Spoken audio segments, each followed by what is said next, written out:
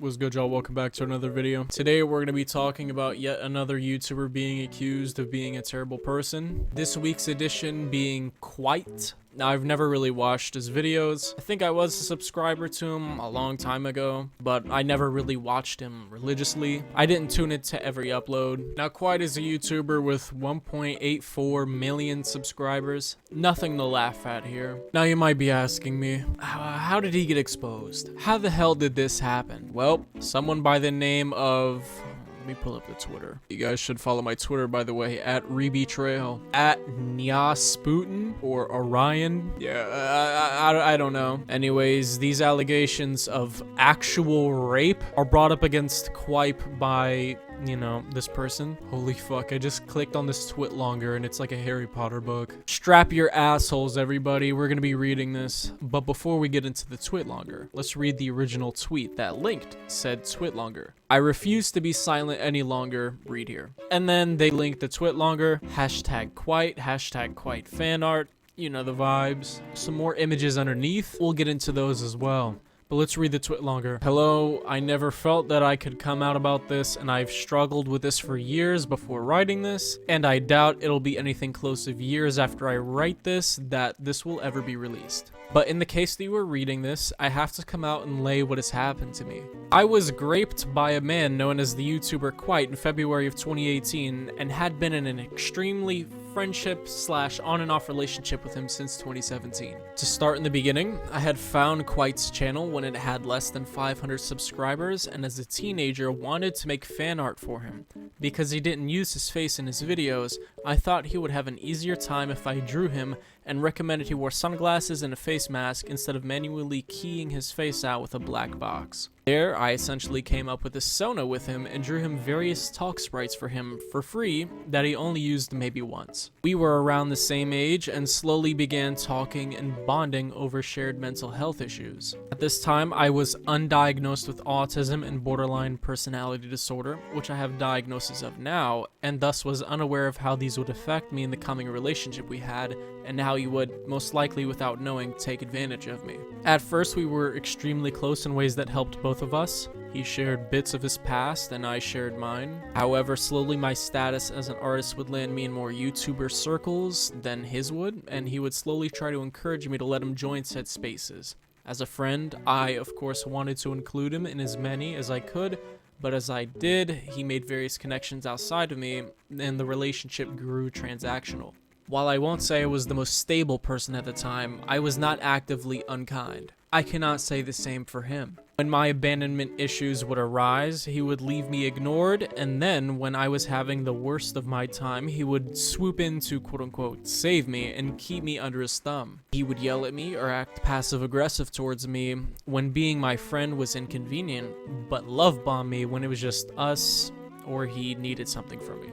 He would use my memory issues against me to gaslight me about things he said, and would keep most of the conversations he had on calls or on Skype because the messages delete after a set amount of time. He would actively talk about his new friends to me when he wanted me to do something for him, and took up a great amount of my time. Eventually, we met in real life a few times. I had transphobic parents, so I told him my dead name to use only when my parents were talking to him, but after knowing this information, he would use it as a way to belittle me.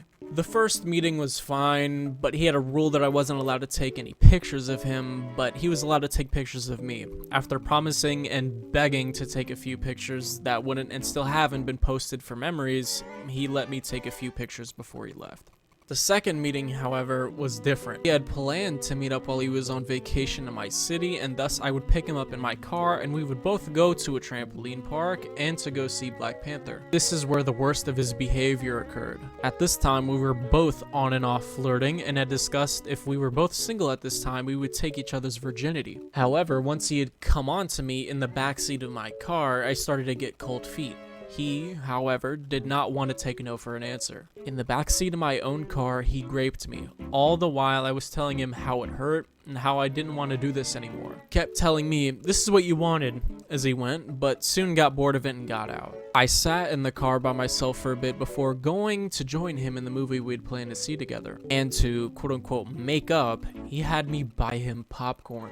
I put the event out of my mind as just two virgins being bad at sex and hung out with him for the rest of the day as he was still one of my closest friends. I have a video with him to prove we were together at that time that I was able to post only for myself after begging him to take pictures with me because we were friends. A few months later, once he has gained quite a few more subscribers and larger YouTube friends, did he start ghosting me more and more often, all while I was having a BPD episode. It got to the point where he called me to cut me off, and in our fight called me a quote-unquote dyke who thinks she's a boy and never will be.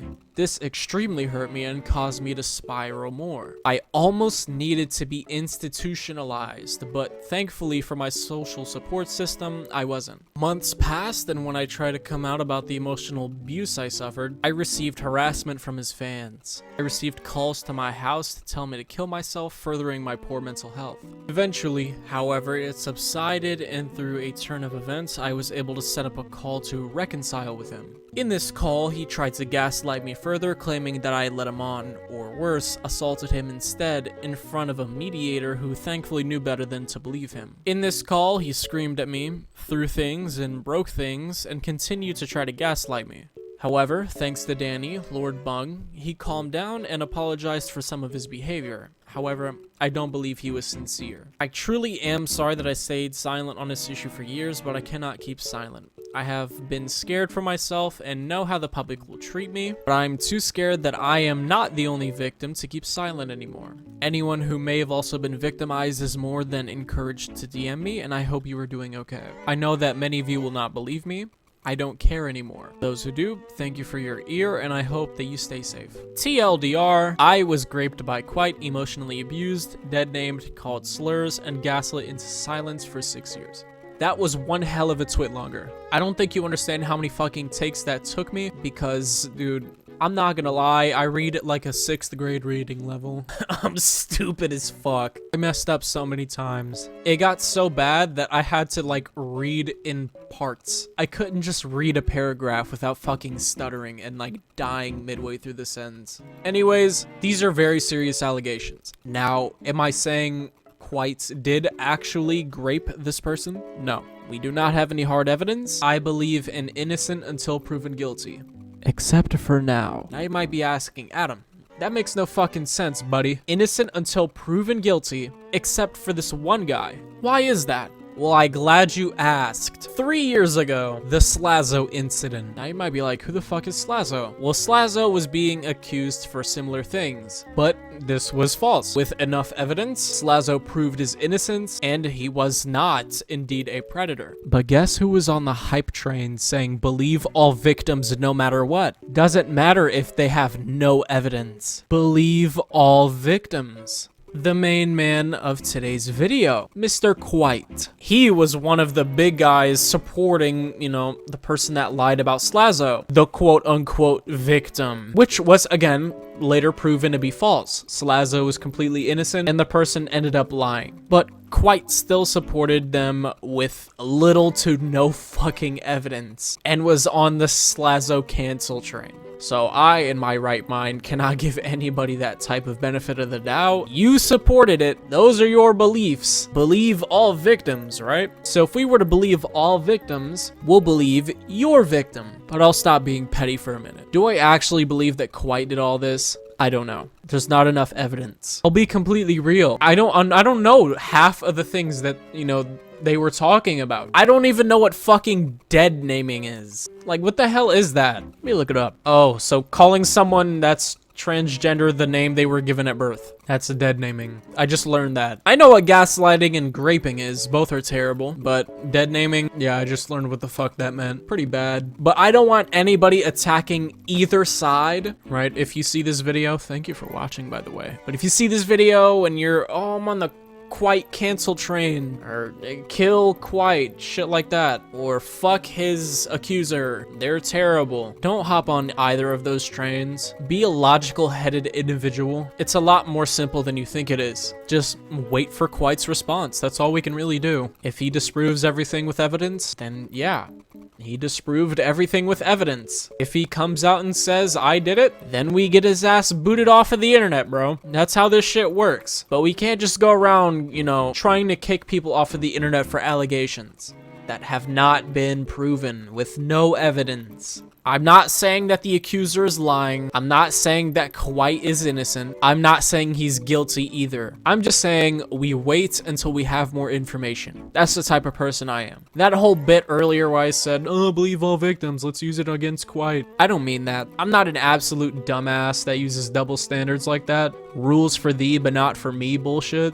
I don't like that. I'm not gonna hold, you know, past beliefs against somebody. People grow and change. It's fucking normal. That's why I genuinely laugh when I see someone get canceled on Twitter. I don't even get angry anymore, especially when it's over old tweets from like a decade ago or even a few years ago. I don't care. Like, you see a YouTuber say the N-word on Twitter. I think that's funny, bro. People grow and change.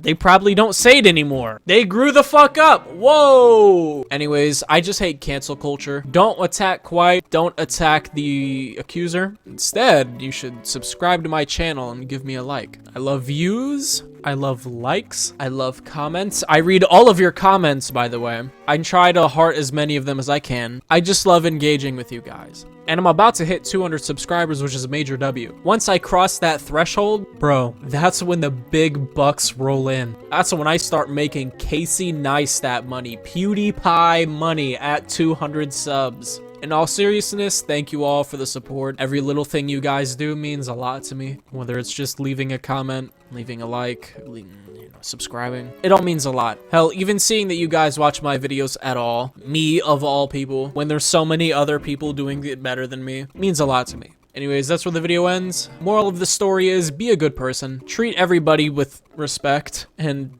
don't grab people who don't want to be grabbed. Have a good day.